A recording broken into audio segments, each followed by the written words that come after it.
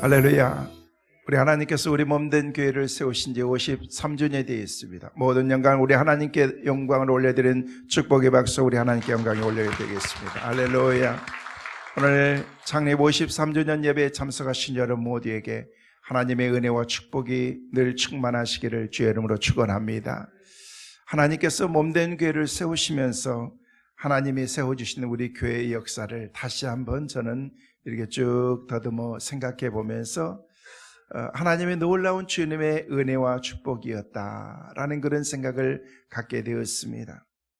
몸된 교회는 정확하게 1969년 4월 21일에 이쪽 소화동에서 강한근 전도사님에 의해서 우리 교회가 세워지게 되었습니다.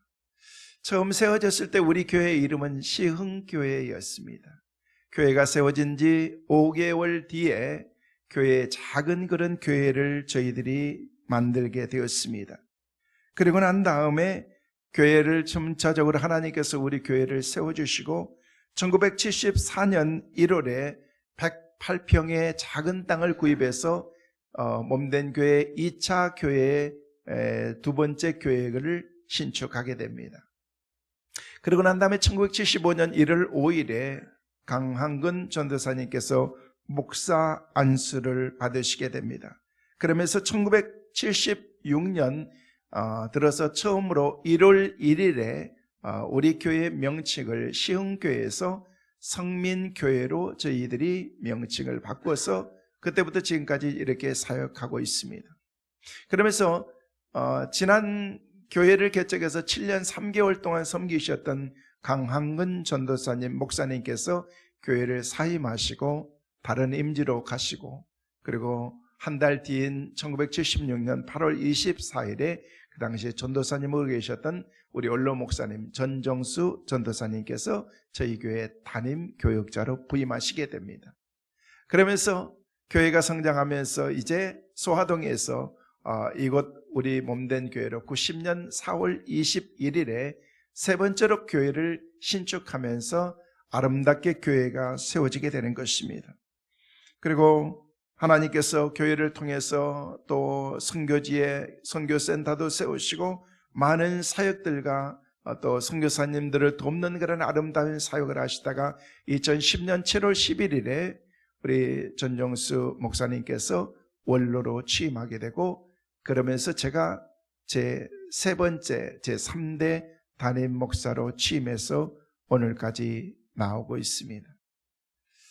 초창기 교회가 세워져서 금방 우리 원로 목사님이 오셔서 그냥 저는 제 2대로 생각했는데 교회 역사를 더듬으면서 우리가 분명하게 하고 가야 되겠다. 왜냐하면요 7년 3개월 동안 섬기셨던 처음에 개척자이신 강한근 목사님이 계셨기 때문에 1대고 우리 원로 목사님이 2대, 그리고 지난 12년 동안 제가 섬겨오면서 제 3대로 제가 아름다운 사역을 해나가고 있습니다. 저는 문득 몸된 교회를 세우신 선배 목사님들을 생각하면서 그들의 수고와 헌신과 땀 흘리는 그런 그 헌신의 섬김이 있었기 때문에 오늘의 우리 교회의 53년의 역사를 이뤄나올 수 있었다라고 그렇게 생각하고, 그 일을 위해서 저와 여러분이 함께 아름다운 동역을 하면서 오늘까지 달려왔습니다. 지난 12년 동안 몸된 교회를 위해서 헌신하신 여러분, 하나님께서 주신 축복의 귀한 은혜가 늘 섬기는 여러분에게 함께 하시기를 다시 한번 주의 이름으로 축원합니다. 성도들의 충성과 헌신을 다한 섬김 때문에 하나님께서 우리 교회를 세워주신 것입니다. 저는 오늘 우리 교회 생일을 맞이하면서 다시 한번 저의 목회를 조용히 점검하면서 기도하면서 하나님 앞에서 많은 것들을 생각해 볼 수 있는 시간을 가졌던 것 같습니다. 정신없이 정말 앞만 보면서 달려왔습니다. 어떤 의미로서 열심히 달리다 보니까 때로는요 주님보다 내가 앞서려고 했던 것은 없었는가, 최선을 다해서 섬긴다라고 얘기했지만은 내 섬김을 통해서 때로는 힘들고 어려웠던 분들은 계시지 않는가 생각하면서 하나님 부족한 종의 남아있는 사역을 통해서 아름다운 교회를 더 헌신하면서 사랑 우리 장로님과 더불어서 우리 모든 사역자들이 함께 힘을 합해서 새로운 100년을 향해서 나갈 수 있는 그런 아름다운 우리 성민교회가 되게 하여 주옵소서. 이것이 지난 한 주간 기도하면서 하나님께 가졌던 저의 기도의 제목이었습니다. 우리 교회 사역의 방향과 목표는 모두가 다 예수 그리스도가 되어야 됩니다. 저는 말씀을 드린 것처럼 제 사역의 방향을 설정하면서 나오면서 생각해 보니까 내가 때로는 주님보다 앞서려고 할 때가 많이 있었더라고요. 모든 관심과 초점이 주님이어야 되는데, 우리의 사역의 방역은 주님이어야 되는데, 오늘 예배에 참석하신 여러분, 그리고 영상을 통해서 예배하고 있는 여러분의 삶의 모든 관심과 초점이 예수 그리스도가 되시기를 주의 이름으로 축원합니다. 우리 교회의 사역의 방향과 목표는 예수 그리스도여야 됩니다. 물론 모든 목회자들이, 교회들이, 그리고 모든 사람들이 나름 주님만 바라보고 성공적인 그런 목표를 향해서 나가고 있을 것입니다. 저도 하나님이 주신 그런 아름다운 사역을 하면서 하나님 더 모든 포커스가 주님이 되게 하여 주옵소서. 주님께서 원하시는 대로, 주님이 인도하시는 대로 아름다운 사역을 감당케 하여 주옵소서. 이것이 바로 저의 기도의 제목이고 우리 온 성도들의 기도의 제목이 되어야 될 줄로 믿습니다. 현대인들에게 가장 중요한 것은 뭔지 아십니까? 분명한 목표가 있어야 된다는 것입니다. 이 목표를 가지고 나가기 위해서는요, 우리가 가지고 있는 그런 이 비전을 절대 잊어버리지 말아야 됩니다. 하나님께서 몸된 교회를 세우셨던 그런 강한근 목사님을 통해서, 우리 원로이신 전정수 목사님을 통해서, 부족한 종을 통해서 하나님이 주시고자 하는 그런 하나님의 목회의 방향들이 있습니다. 그 방향 따라서 지금까지 하나님께서 우리를 인도해 주셨습니다. 53년 동안 인도해 주신 하나님께서 앞으로 새로운 100년을 향해서 나갈 때도 하나님의 놀라우신 인도함으로 우리와 함께 하실 줄로 믿습니다. 목회의 방향과 우리 교회뿐만 아니라 저와 여러분의 삶도 하나님이 인도해 주시기를 간절히 소망합니다. 모든 것은 하나님에게 달려있는 것입니다.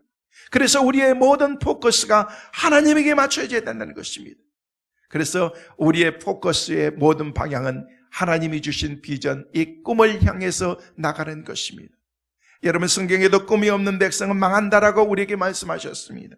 꿈은 내일에 대한 그런 희망이고, 꿈을 소유한 사람들, 모든 사람들은 미래의 주인공이 될 수가 있기 때문에 그런 것입니다. 꿈이 있는 사람, 꿈을 소유한 사회, 꿈을 소유한 민족은 반드시 삶의 주인공이 그 가운데서 나오기 때문에 그런 것입니다.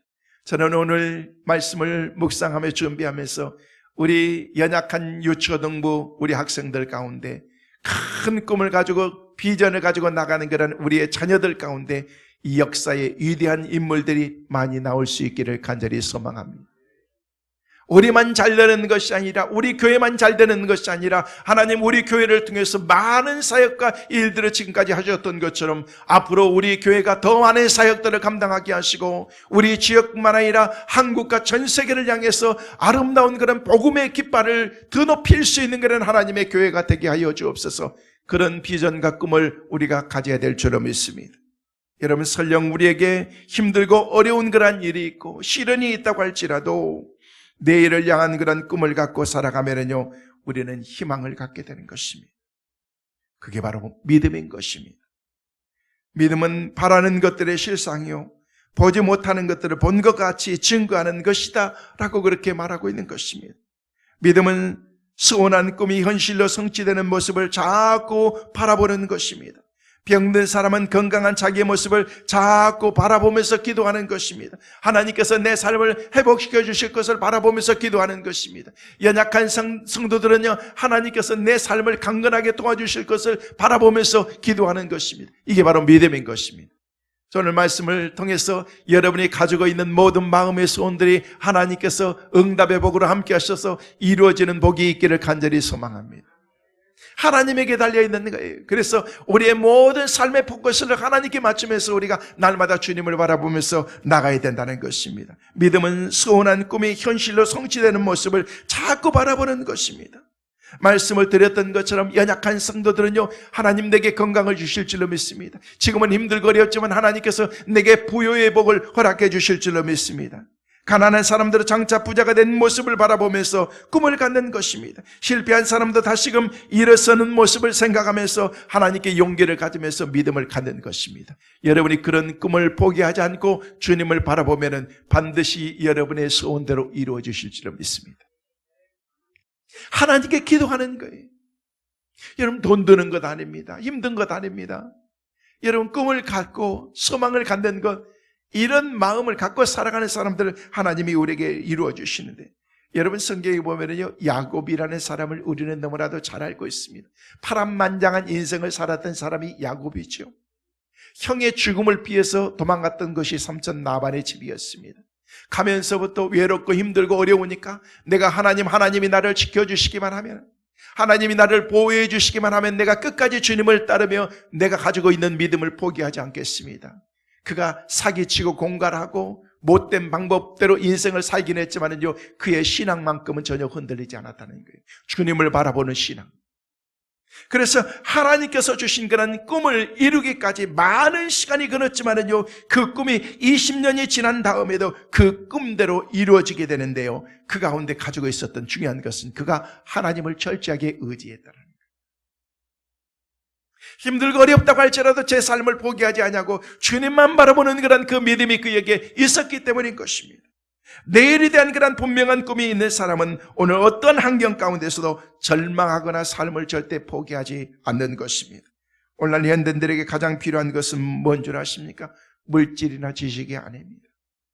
그 이전에 먼저 마음속에 꿈틀거리고 있는 그런 그 희망, 그 꿈이 우리 마음속에 있어야 된다는 거예요. 꿈이 있는 백성은 반드시 흥하게 되어 있습니다. 사랑하는 성도 여러분, 꿈을 가지시기를 바랍니다. 바라기는 우리 모든 교회가 더 큰 꿈을 갖고 우리 모든 성도들이 꿈을 갖고 살아갈 수 있도록 하나님께서 우리의 삶을 흥하게 만들어 주실 줄로 믿습니다. 저는 여러분의 삶이 흥하게 되시길 바랍니다. 하나님이 주신 약속의 말씀을 붙잡기만 하면은, 제가 지난번에도 말씀을 드렸던 것처럼 욥이라고 하는 그런 사람은요, 하나님이 정말 인정할 만한 그런 믿음의 사람이었습니다. 동방의 의인이었습니다. 모든 사람들이 인정할 만한 그런 믿음의 사람이었습니다. 그런데 그 삶 가운데서 휘몰아치는 그런 많은 환란의 바람이 불기 시작합니다. 말할 수 없는 그런 고난이 그 가운데 닥쳐오기 시작합니다. 상상도 생각하지도 못했던 그런 그 일들이 그 삶 가운데 이루어지기 시작하는 것입니다. 10 자녀들이 한순간에 모든 삶 가운데서 세상을 떠나게 됩니다. 가지고 있었던 모든 재산들을 한순간에 다 잃어버리게 됩니다. 그리고 친구들은 와서 자기를 저주합니다. 그리고 자기의 아내도 자기에게 저주하면서 당신이 믿는 하나님을 저주하고 하나님을 떠나라라고 얘기를 하면서 하지 못할 말들을 막말을 하면서 사랑하는 남편을 떠나버리고 간 것입니다. 그런데도 성경은 어느 곳에 봐도 욥이 그 가운데서 하나님을 부인했다, 하나님을 원망했다라는 그런 말이 한 군데도 없습니다. 끝까지 자기의 신앙을 지키면서 나갔을 때에 욥기 말씀을 마치는 마지막에 가서 욥의 친구였던 엘리사, 그가 하나님께서 주셨던 그런 하나님의 사람이 그에게 찾아와서 그를 권면하게 된 것입니다. 엘리사벳이라고 하는 그런 그 사람, 하나님께서 주셨던 그런 믿음의 사람을 보내주신 것입니다. 근데 나중에 보세요. 욥의 친구가 그에게 찾아와서 그게 권면했던 그런 말이 원칙적으로 따지면은요, 그를 하나님의 말씀으로 권면한 것이 아니라 그를 조롱한 것처럼 느낍니다. 그런데도 욥은 어떻게 했습니까? 하나님의 말씀으로 그가 받게 된다는 거예요.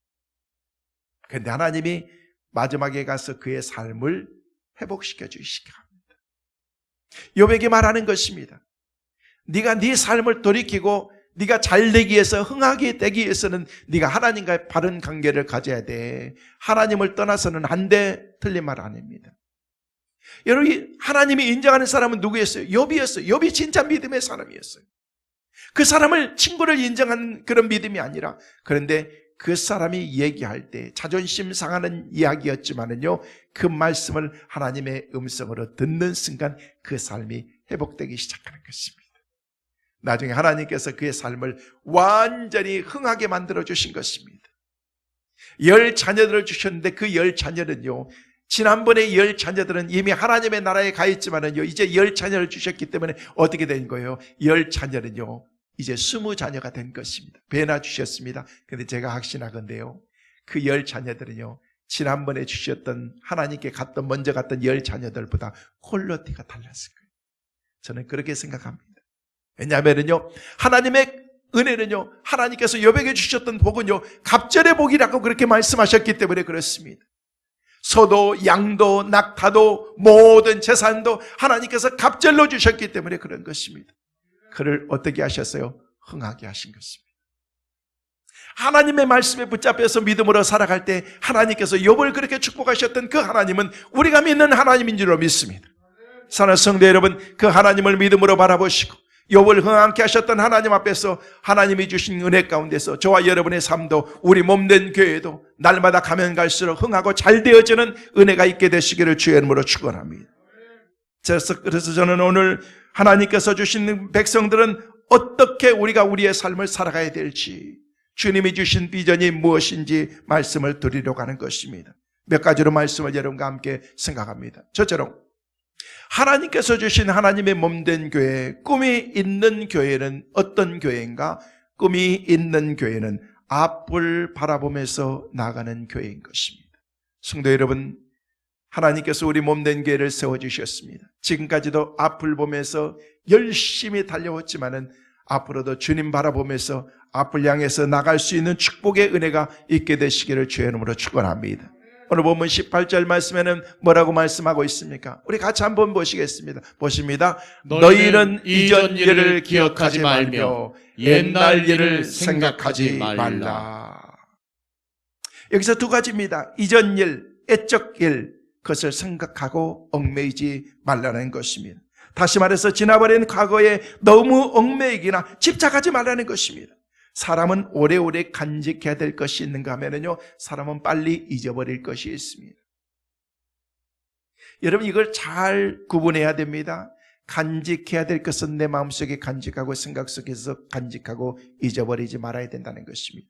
잊어버려야 될 것은 여러분 내 마음속에 간직하면 안 되는 거예요. 빨리 잊어버려야 되는 것입니다. 여러분, 그래야 여러분의 삶이 행복할 수 있기 때문에 그렇습니다. 저는 원하기는 우리 성민의 온 가족들이 주님이 주신 행복 가운데, 주님이 주신 그런 기쁨과 소망 가운데 살아가기를 간절히 소망합니다. 그러기 위해서는 잊어버릴 것은 잊어버리세요. 간직할 것들은 잘 간직하면서 살아갈 때 우리가, 여러분, 좋은 일, 감사한 일, 기쁜 일, 행복한 일들은 잊어버리면 안 되는 것입니다. 마음속에 오래오래 간직할수록 이것은 우리의 삶을 유익하게 만드는 것입니다. 그러나 지난날 실수했던 것, 나를 괴롭혔던 것, 고통스러웠던 것, 억울하고 분했던 그런 일들, 이런 일들은 빨리 잊어버릴 수 있도록 우리가 기도해야 된다는, 그냥 버려야 되는 거예요. 버려야 되는 거예요. 가감하게 버려야 된다는 것입니다. 여러분, 이스라엘 백성들은 오랫동안 포로 생활에서 자신감을 잃었습니다.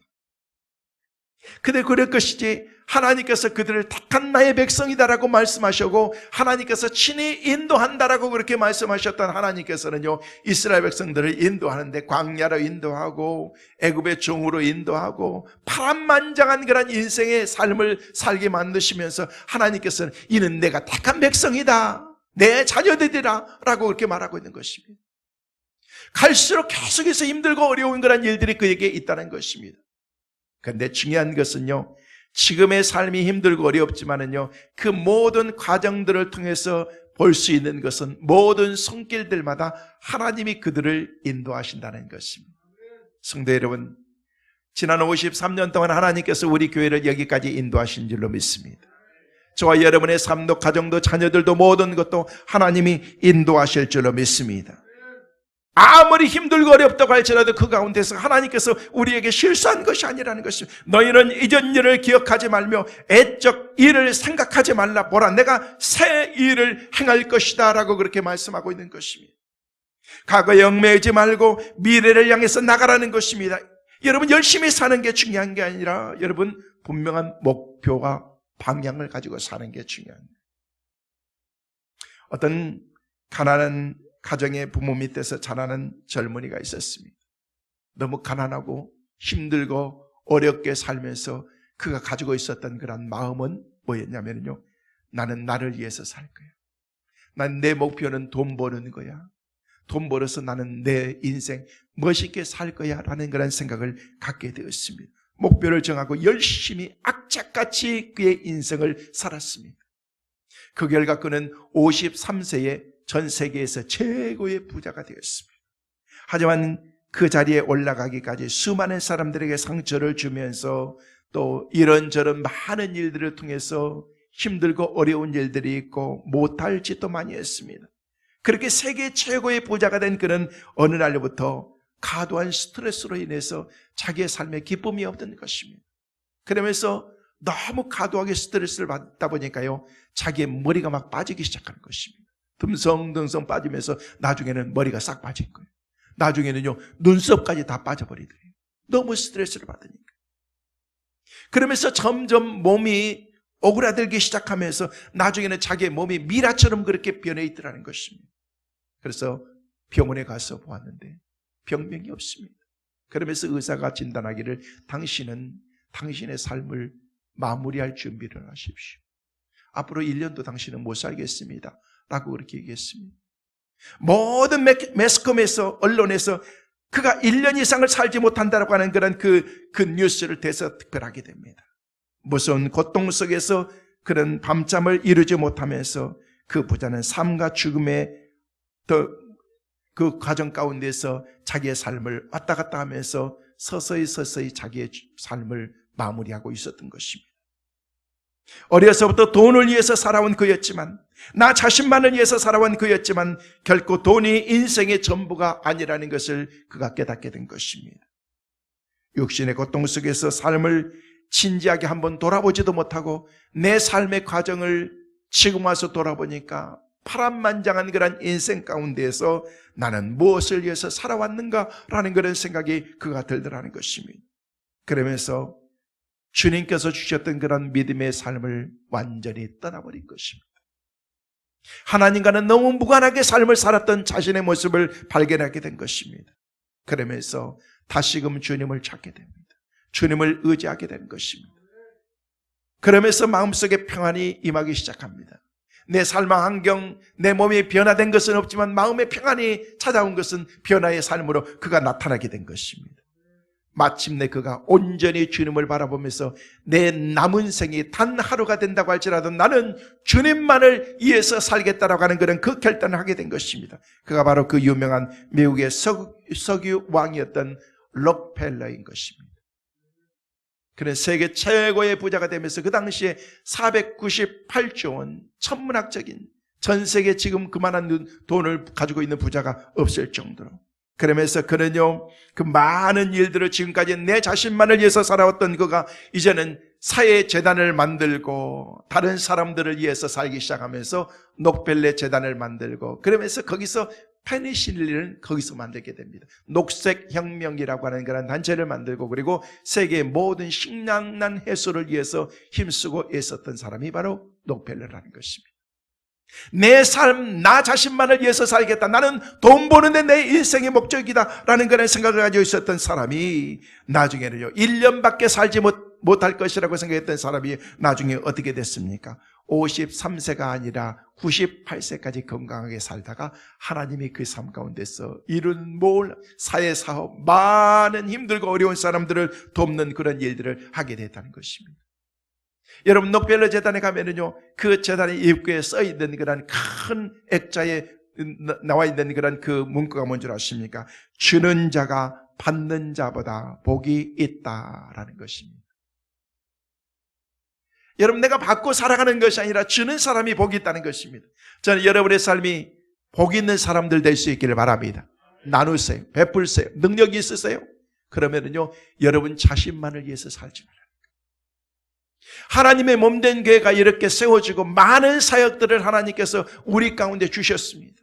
그 사역들을, 많은 일들을 우리로 하여금 감당하셨습니다. 이 일들은요, 우리가 베풀고 나눌 때 하나님이 주신 축복의 열매들인 것입니다. 여러분 주보 안에 있는 그런 수많은 그런 교회들, 여기 보면은요, 어떻습니까? 국내 작은 교회들, 해외 선교사님들, 해외 선교센터들, 기관들, 많은 것들을 하나님께서 우리로 하여금 이렇게 사역을 감당할 수 있도록 만들어 주셨습니다.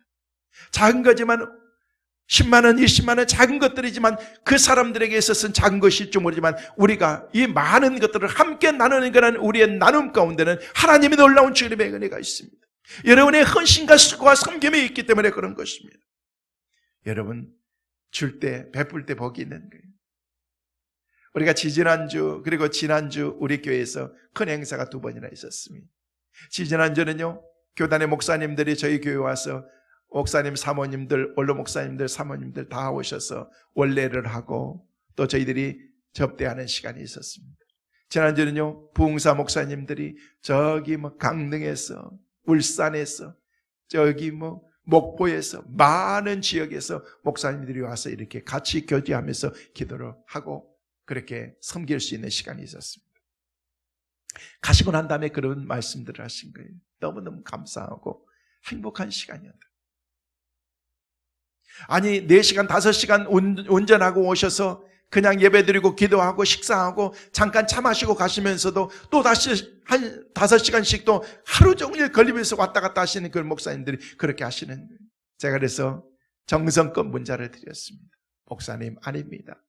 그 먼 곳에서 이곳까지 와주셔서 제가 너무 힘이 됩니다. 그리고 저희들은 너무 작은 것으로 섬겼는데 너무 큰 복을 받는 것 같은 그런 마음입니다 하면서 제가 그분들에게 인사를 드렸습니다. 제가 받는 것보다요, 베풀면서 섬길 때 기쁨이 있더라고요. 여러분, 힘들고 어려운 가운데서도 내가 넉넉하고 풍요로워서 섬길 수 있는 것이 아니라는 것입니다. 하나님의 교회가 그렇습니다. 하나님이 주신 그런 사역들을 감당할 때 하나님이 우리에게 주신 그런 사명이기 때문에 그 일들을 감당한 것입니다. 그래서 사도 바울은 빌립보서 3장 13절 14절 말씀에 우리에게 뭐라고 말씀하십니까? 같이 보시겠습니다. 형제들아, 나는 아직 내가 잡은 줄로 여기지 아니하고 오직 한 일, 즉 뒤에 있는 것은 잊어버리고 앞에 있는 것을 잡으려고 표대를 향하여 그리스도 예수 안에서 하나님이 위에서 부르신 부름의 상을 위하여 달려가노라. 이런 미래지향적인 삶을 제시하고 있습니다. 잊을 것은 빨리 잊어버리는 것이 은혜라는 것입니다. 버릴 것은 빨리 버려버리는 것이 복이다라고 그렇게 말하는 것입니다. 우리나라가 참 여러 가지 잘하는 것들이 많이 있어요. 근데 그 가운데 잘하는 것 가운데 하나가 뭐냐면요, 쓰레기를 참 잘 분리해요. 애국간대 가면요, 미국간대 가면니까요, 쓰레기 큰 통이 있으면요, 그냥 갖다 그냥 종이도 그냥 플라스틱도 음식물도 그냥 갖다 그냥 다 버리고 그냥 통째로 갖다 버리면요, 그 사람들이 가지고 가서 그거를 처리하는데 전 세계적으로 쓰레기 처리가 앞으로 큰 문제입니다. 우리도 마찬가지입니다. 그래서 그냥 쓰레기를 잘 분리해야 된다. 우리 교회도 마찬가지입니다. 여러분, 우리 교회에서도 쓰레기 분리할 때요, 혹시 여러분 화장실 앞에 보면은요, 종이, 플라스틱, 재활용품, 일반 쓰레기 다 있습니다. 그걸 보면서 버리세요. 어떤 사람들은요, 그냥 엉뚱하게 막 버려놨어요. 그러면은요, 우리 박양희 원사님께서 월요일 날마다 주일날 오후 월요일 날 꼭 나오십니다. 아무리 추워도 아무리 더워도 와서 이렇게 다 그것을 분리하면서 다시 해서 이렇게 버립니다. 왜냐하면요, 그렇게 안 버리면요, 때로는 쓰레기를 안 가지고 가요. 여러분, 안 가지고 가면은요, 그 누가 버렸나가 빠져가지고 그 집 앞에 갖다 놓을 거예요. 잘 버려야 되는 거예요. 이걸 그렇게 재활용하면서 이렇게 구분을 잘해서 우리가 하기 때문에 많은 것들을 우리가 전략할 수 있고 그러는 것입니다. 막 버리는 것이 아니에요. 여러분, 아무리 우리가 잘 버리고 아무리 깨끗하고 청결하다고 할지라도 쓰레기는 쓰레기인 것입니다. 쓰레기는 더러운 것입니다. 근데 쓰레기가 아무리 그것이 우리 삶 가운데서 잘 분리하고 깨끗하다고 할지라도 그것은 우리 삶 가운데 악취를 풍기는 것입니다. 근데 쓰레기보다도 더 여러분 악취가 나는 건 뭔 줄 아십니까? 바로 우리의 마음이라는 것입니다. 더러운 쓰레기는요, 마음속에 있는 그런 쓰레기이기 때문에 그렇습니다. 건강한 마음, 건강한 정신을 병들게 하는 그런 그런 것들이 우리의 삶 가운데 들어오면서 어두운 생각으로 바뀌게 됩니다. 분노와 죄의식으로 바뀌게 되는 것입니다. 이런 것들이 내 삶을 지배하기 시작하면 그때부터 마음의 평안을 잃어버리면서 우리가 살아갈 수밖에 없다는 것입니다. 그러므로 미래를 향해서 전진하는 사람은 이런 것들을 다 버려야 되는 것입니다. 다 손에서 내야 되는 것입니다. 여러분의 삶 가운데 버릴 것들은요, 과감하게 버릴 수 있기를 바랍니다. 우리는 버리지 못하는 거예요. 늘 말씀드리지만요, 저도 참 못 버려요. 그런데요, 요즘엔 버리는 연습을 하고 있습니다. 어느 성도의 가정에 가서 보니까요, 가정이 너무너무 깨끗하더라고요. 너무너무 단정하고 깨끗한 거예요. 그래서 제가 그랬어요. 참 깨끗하게 사네. 자기 집이 그러지를 않았대요.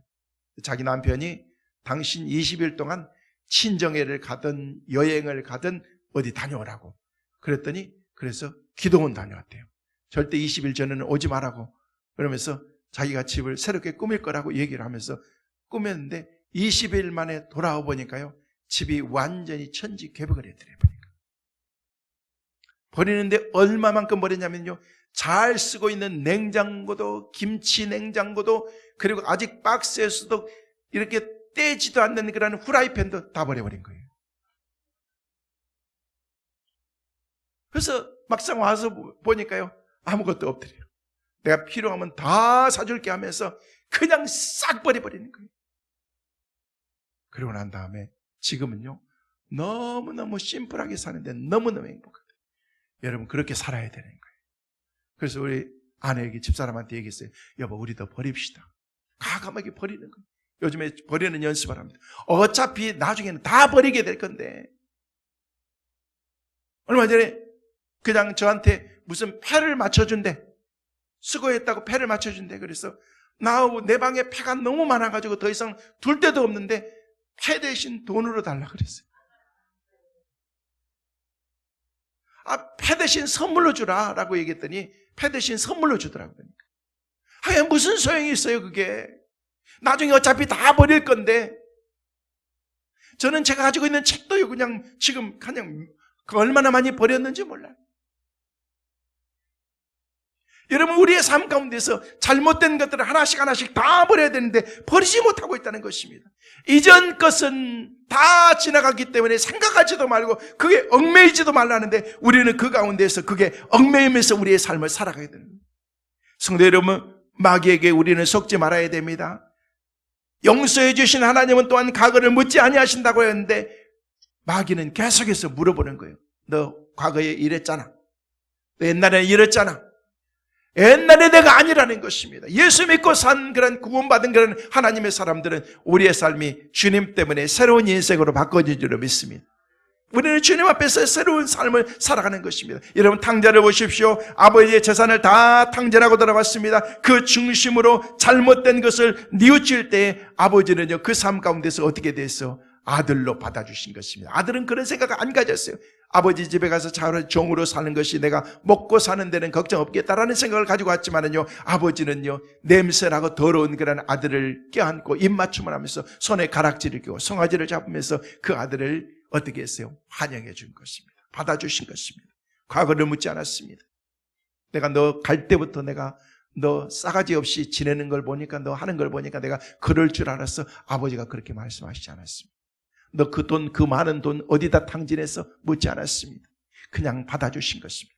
성도 여러분, 주님께 나오면은 주님이 우리를 받아주실 줄로 믿습니다. 묻지 않습니다. 걱정하지 말고 주님께 나가시길 바랍니다. 성도 여러분, 이제부터는 과거에 얽매여서 꿈과 자신감을 잃어버린 사람이 되지 말고 현재와 미래를 향해서 꿈을 펼쳐나갈 수 있는 우리 몸된 교회, 그리고 저와 여러분의 삶이 될 수 있기를 주의 이름으로 축원합니다. 두 번째로, 꿈이 있는 그런 교회는요, 항상 소망을 갖게 되는 것입니다. 여러분, 우리 교회는 소망이 넘치는 교회인 줄로 믿습니다. 교회를 찾아오는 모든 사람들이 희망과 소망을 가져야 되는 것입니다. 아무리 낙심되고 힘들고 어려운 사람이라고 할지라도 그들이 몸된 교회에서 나와서 예배할 때마다 회복의 놀라운 은혜가 있기를 간절히 소망합니다. 오늘 예배에 참석하신 여러분, 영상을 통해서 예배하고 있는 여러분, 말씀을 듣는 가운데 저는 여러분의 삶이 회복되기를 간절히 소망합니다. 하나님이 우리와 함께 하시면 우리의 삶이 회복될 줄로 믿습니다. 그래서 오늘 본문 19절 말씀은 뭐라고 말씀하고 있습니까? 함께 보시도록 하겠습니다. 보라, 내가 새 일을 행하리니 이제 나타날 것이라. 너희가 그것을 알지 못하겠느냐? 반드시 내가 광야의 길을 사막에 강을 내리니 라고 말씀하고 있습니다. 여기 말씀하니까 광야의 길을 내고 사막에 샘물이 터지게 나는 그런 강을 만드시겠다라고 이렇게 말씀하고 있는 것입니다. 보라, 내가 새 일을 행하시겠다고 말씀하시는 것입니다. 저는 지난 수요일날 강남 금식 기도원에서 기도하는 가운데, 집회를 끝나고 기도하는 가운데, 기도하는데 여기저기서 막 주님을 외치면서 간절히 기도하는 그런 기도의 소리들이 나는데, 그러면서 하나님 앞에 하나님께서 우리 몸된 교회를 사랑하셔서 여기까지 인도해 주셨는데, 오늘 하나님이 주신 말씀을 묵상하고 있었는데 하나님께서 제 마음속에 강하게 주셨던 그런 하나님의 음성이 바로 이 말씀이었습니다. 보라, 새 일을 행하리라. 이제 내가 나타내리라. 묵상했던 말씀이지만 하나님께서 제게 강하게 주셨던 그런 이 말씀을, 할렐루야 아멘, 하나님께서 새 일을 행하시겠다고 하니 하나님, 제가 그 일에 쓰임받기를 원합니다. 이것이 저의 기도의 제목이었습니다. 사랑하는 성도 여러분, 지난 50년 동안 함께 하신 우리 하나님께서 앞으로 새 일을 행하실 줄로 믿습니다. 하나님이 함께 하실 줄로 믿습니다. 하나님이 어떤 일을 우리 하나님께서 행하실지 모릅니다. 우리는 믿음으로 순종하기만 하면 되는 것입니다. 한 발씩 한 발씩 주님을 따라가서 믿음으로 나갈 때 하나님께서 주신 그런 놀라운 은혜의 삶을 우리를 통해서 펼치게 될 줄로 믿습니다. 리차드 바크가 쓴 그런 갈매기의 꿈이라는 책이 있습니다. 그 책에 보면은요, 가장 높이 나는 새가 가장 멀리 바라볼 수 있다라고 얘기하고 있습니다. 성경에는 우리에게 말하고 있습니다. 내가 산을 향하여 눈을 들리라. 나의 도움이 어디서 올까? 산 높은 곳을 향해서 주님을 바라볼 때, 높이 나를 때에 하나님께서 멀리 볼 수 있고 많은 것을 볼 수 있도록 하나님이 우리를 만들어 주신다는 것입니다. 믿음의 경지에 이른 하나님의 사람들 꼭 되시기를 주의 이름으로 축원합니다. 여러분, 구름산에 올라가면은요, 시흥도 보이고 안양도 보이고 광명도 보이고 금천도 보이고 동서남북이 다 보입니다. 왠 줄 아십니까? 높은 곳에 있기 때문에 그렇습니다. 이 자리에 있으면 아무것도 안 보입니다. 내 앞에 있는 것밖에 보이지 않습니다. 높은 곳을 향해서 나갈 때, 하나님이 주신 비전을 향해서 나갈 때 하나님께서 우리가 지금까지 보지 못했던 새 일들을 보여주시고 새 일을 행하게 하실 줄로 믿습니다. 그 일을 위해서 쓰임받을 수 있는 축복의 은혜가 있기를 간절히 소망합니다. 여러분, 지난 53년 동안 하나님께서 우리 몸된 교회를 이끌어 오셨을 때 이런저런 일들이 얼마나 많이 있었겠습니까?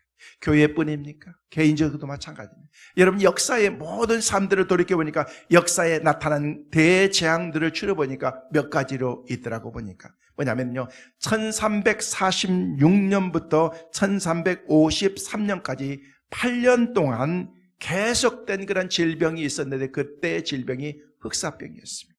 이 흑사병을 통해서 그 당시에 3억 명이 죽었습니다. 3억 명.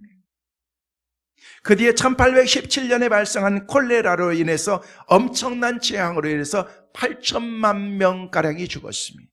우리 남북한 전체의 인원이 다 죽은 것입니다. 1918년 스페인 독감으로 인해서 그 당시에 2천만 명이 독감으로 전 세계에서 죽었습니다. 그리고 지난 2년 3개월 동안 우리 가운데 있었던 코로나로 인해서 얼마나 많은 사람이 죽은 줄 아십니까? 618만 2,905명이 지금까지 죽었습니다. 우리나라에서는 2만 2천 명이 2년 3개월 동안 돌아가셨습니다. 많이 죽었지만은요, 따지고 보면은요, 그렇게 많은 사람이 돌아가신 것은 아닙니다. 왜냐하면은요, 웬만한 질병에서도 많이 돌아가시고 그러기 때문에, 또 아프시고 그런 분들이, 건강하신 분들도 돌아가신 분들도 계시고 그럽니다만은요, 이런 힘들고 어려운 그런 그 일들이 우리 가운데 지금까지 많이 있었습니다. 앞으로도 또 있을지도 모릅니다. 우리가 일상으로 돌아왔지만 올 가을에는 또 다른 변이 바이러스가 우리 가운데 올 것이다 라고 그렇게 말하는 사람도 있는데 걱정하지 마세요. 여러분, 오면 또 어때요? 우리는 코로나도 이겼던 사람들인데 안 되면 마스크 2장 쓰면 되는 거지. 뭐가 걱정이에요? 우리는 정말 그동안 별일들을 다 겪으면서 우리가 살아왔는데, 여러분 힘들고 어렵다고 할지라도 우리는 그 가운데서 포기하지 않고 내가 주님께서 주신 거란 믿음으로 나는 끝까지 가겠다라고 하는 그런 그 생각과 그 마음을 가지고 있기만 하면은 하나님께서 아무리 우리가 시리에 빠져 있고 아무리 힘들고 어렵고 힘들다고 할지라도 주저앉으면 안 되는 것입니다. 다시 마음을 주시려서 하나님의 능력을 바라보고 광야에서 길을 만드신 하나님, 사막에서 샘을 터뜨리게 하신 그 하나님을 바라보면서 희망과 소망을 가지고 날마다 믿음으로 전진할 수 있는 우리 성민교회, 그리고 모든 성도들, 우리 모든 지체들 꼭 되시기를 주의 이름으로 축원합니다. 마지막으로 꿈이 있는 교회는 어떤 교회인가? 꿈이 있는 교회는 목적이 분명해야 됩니다. 오늘 21절 말씀 같이 한번 함께 보도록 하겠습니다. 같이 보십니다. 이 백성은 내가 나를 위하여 지었나니 나를 찬송하게 하려 함이니라. 여기 말씀 보니까 이 백성은 내가 나를 위해서 지었다는 것입니다. 하나님께서 저와 여러분을 지은 것은 하나님 자신을 위해서 지었다는 것입니다. 그러면서 나를 위해서 내가 뭐 하기 위해서? 찬송하기 위해서. 여러분, 이번 주 수요일 날 기도 제목이 찬송을 잘하는 비결, 노래는 잘하는 비결, 우리 조현 목사님께서 설교하시더라고요. 여러분, 노래를 잘하려면 이번 주 수요일 날 꼭 나오시길 바랍니다. 나도 이번 주 수요일 날 꼭 나올게요. 그래서 내가 말씀 듣고 노래를 좀 잘하고 싶어요.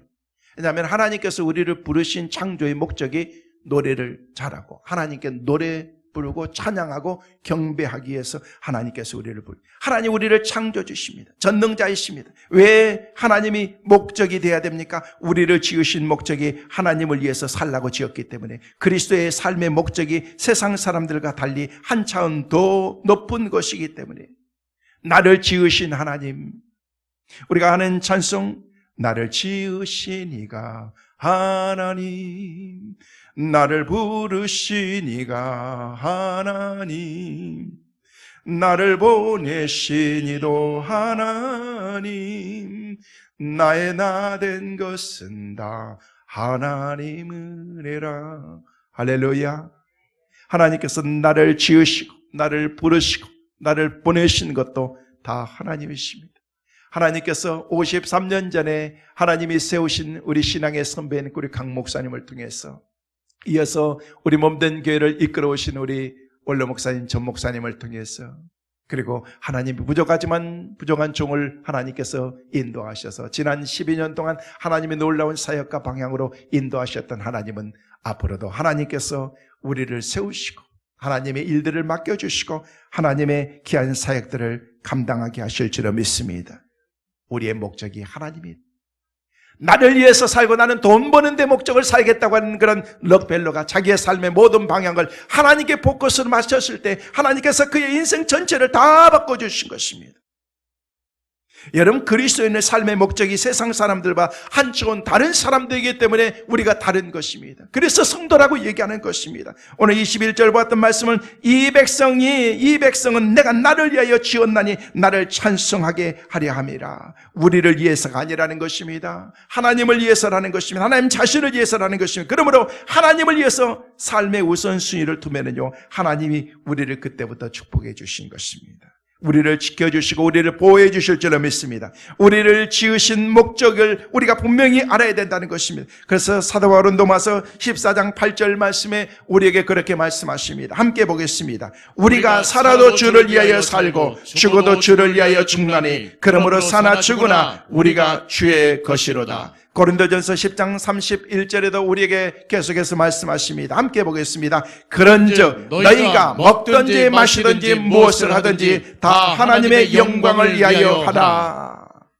하나님의 영광을 위해서 살라고 말씀한 것입니다. 하나님은 내 백성을 위하여 새 일을 행하시겠다라고 그렇게 말씀하시는 것입니다.